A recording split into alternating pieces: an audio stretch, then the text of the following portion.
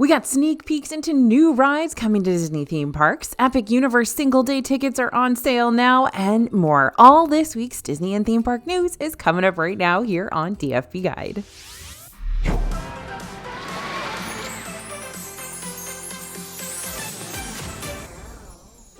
Hey everybody, it's AJ for Disney Food Blog. So a lot of fun announcements were made this week for both Universal and Disney. So let's hop right into the latest Epic Universe news. So single-day tickets for Epic Universe are on sale now. This is what we've all been waiting for. Previously, the only way to purchase a single-day ticket was being an annual pass holder, but that has since changed and single-day tickets are now open to the general public. At the time of this video's release, single-day tickets are available as of June 1st. So that means you can start going on June 1st. You can buy them now, but you can start going on June 1st. So if you want to visit the park before that, you still need to purchase a multi-day package. Single-day ticket prices start at $139 per person, but so far that price only applies to select weekdays in early September. Throughout June, July, and August, ticket prices range from $164 to $189 per person per day. As of now, the highest single-day ticket price is $199 during the holiday season. We're just over 2 months away from the official opening of Epic Universe. Can you believe it? And will you be planning a trip to Epic Universe when it opens? Let me know in the comments below. This past weekend, the South by Southwest conference kicked off, and during it, Disney dropped some huge news about Disney World and Disneyland. First up, Millennium Falcon Smuggler's Run in Star Wars Galaxy's Edge in Disney World and Disneyland is getting an upgrade to celebrate the release of The Mandalorian and Grogu in theaters on Memorial Day weekend in 2026. Disney also released a sneak peek at one of the new Cars rides coming to Magic Kingdom. This ride will take guests on an off-road rally race as you race over rocky terrain, ascend to mountain peaks, and dodge geysers. They're saying it's a step beyond Radiator Springs. Now, Disney posted some of the testing Imagineers are doing on the track for the ride. This ride's going to be taking over Tom Sawyer Island and Rivers of America in Magic Kingdom, but the testing's being done in a controlled environment.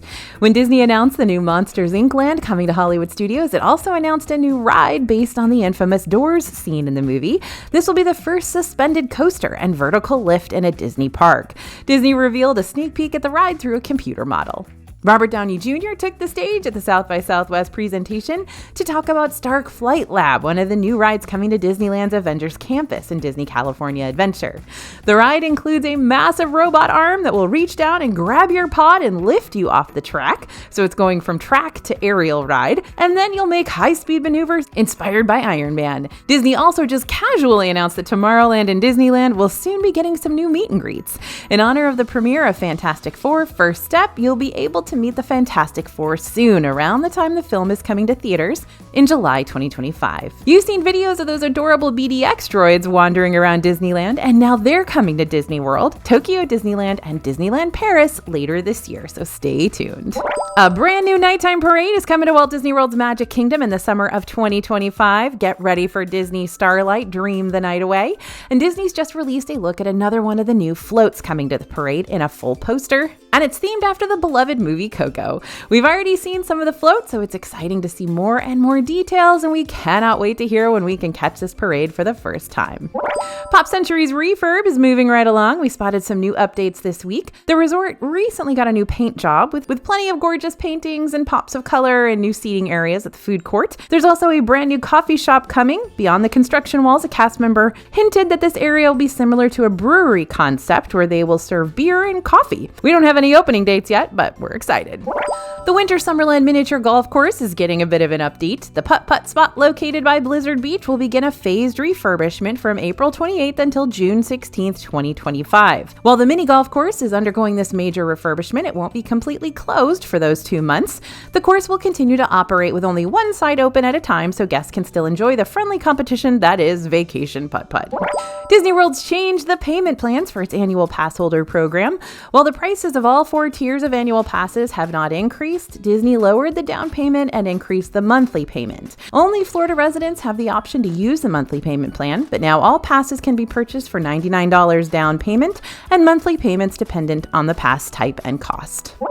Patty's Bar is an addition to the Raglan Road complex in the landing of Disney Springs, and it is open just in time for St. Patrick's Day. You'll find 12 beer taps and a full bar, and while it only has 9 bar stools, it's a great spot to grab something to walk around with. After 3 long years, the Trollhorn has returned to Kringle Bakery in the Norway Pavilion of Epcot. This little pastry is made of a chocolate cream-filled pastry shell with coffee crunch, and you can pick one up for $4.79. The sweet chocolate cream that fills the inside is fluffy and rich, and it's inside a thicker coating of milk chocolate that only ups the ante with that chocolate flavor. Whispering Canyon at Disney's Wilderness Lodge has developed a reputation for chaotic but fun dining experiences, but if you were hoping to enjoy one of their famous skillets soon, you might be out of luck. This table service will be closed from May 12th through May 21st, 2025. The restaurant will be undergoing some general refurbishment during this closure.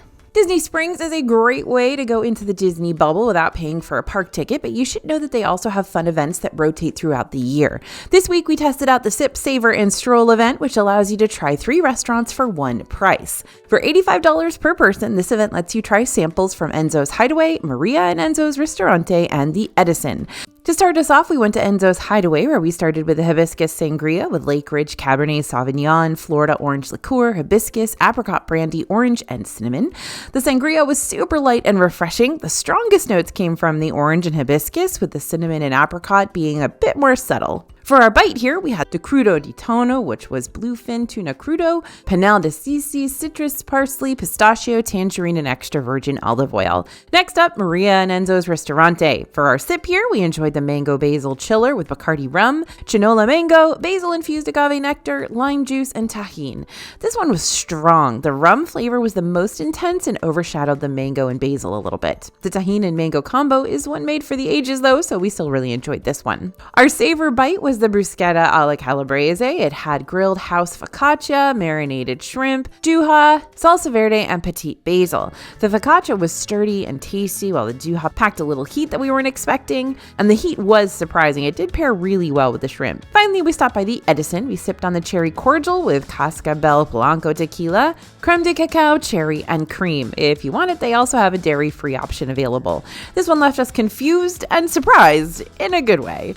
The tequila, cherry, and chocolate flavors blended together to create a creamy tart drink that was delightfully surprising. It was a bit stronger than the sangria, but not as strong as that mango basil chiller. We spoke with a cast member who said there was a last-minute addition of cherry liqueur, and we are so glad they added it. Finally, we enjoyed the Black Forest cake, which was a dark chocolate cake, vanilla cream, kirsch-infused cherries, and shaved dark chocolate.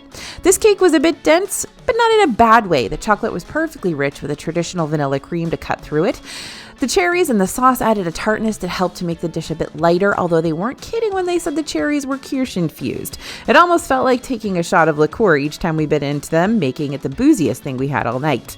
We seriously enjoyed this event, and it's a great way to try bits of 3 stellar restaurants in Disney Springs. Now remember, these are all 3 restaurants that are run by the Patina Group, who also run Via Napoli and Tutto Italia over in the Epcot Pavilion, and several restaurants over in downtown Disney as well over in Disneyland.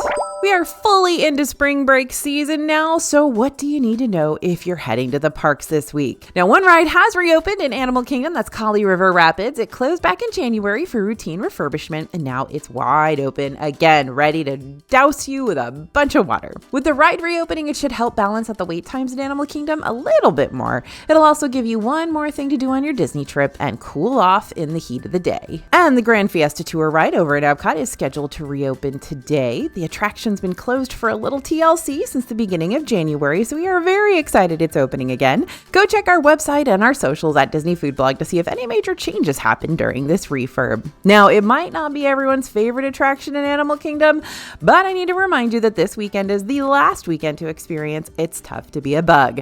That attraction will close forever on March 17th, St. Patrick's Day, so actually tomorrow's the last day in operation. We've got another sneak peek of more merchandise coming to Epic Universe. When you visit the Wizarding World of Harry Potter, Ministry of Magic, you'll find a wide variety of souvenirs inspired by 1920s Wizarding Paris, the Fantastic Beasts movies, the British Ministry of Magic, and more. Be sure to stop by Cosme Acahor Baguettes Magiques to choose from a selection of new interactive wands. You'll be able to find wizarding apparel and memorabilia at Les Galeries Mirifique and the Metro Flu gift shop. Tour and Flu will offer time turners, wand accessories, and more. You'll be able to grab sweet treats at K. Ramel. Over in the Super Nintendo World, Funky's flying by. You'll be able to get some sweet Donkey Kong merchandise. Meanwhile, power-up bands will be available throughout Super Nintendo World to take your experience up a notch so you can play your way through the land. You'll also find food and beverage souvenirs like a light-up Superstar popcorn bucket and a 1-Up mushroom sipper and Super Mushroom Sipper. If you visit How to Train Your Dragon Isle of Berk, you'll find merchandise with Viking vibes throughout the land. In Toothless's Treasures, you'll find blind box collectible dragon toys, clothing, plushes, and more, all dedicated to the dragons of Berk. Viking Traders and Hiccup's Workshop will feature a variety of Viking cosplay attire. There's even a sweets shop with mystery chocolate dragon eggs and sheep marshmallows. You'll also find loads of Toothless merchandise. Dark Universe will pay homage to Universal's classic monsters, so you'll be able to find clothes, accessories, home decor, toys, and collectibles themed to those classic monsters. Let's just say you'll have plenty of monstrous gear to choose from. If you're heading to Epic Universe soon, I hope you're making a budget for all those souvenirs. And speaking of monster merch, do I have good news for you? I am very, very excited about this. This one is really fun. It's our Monsters on Vacation design. There are actually so many different versions to choose from with all your favorite classic monsters. These would be perfect if you're heading to Epic Universe. You can see all of our designs over at dfbstore.com.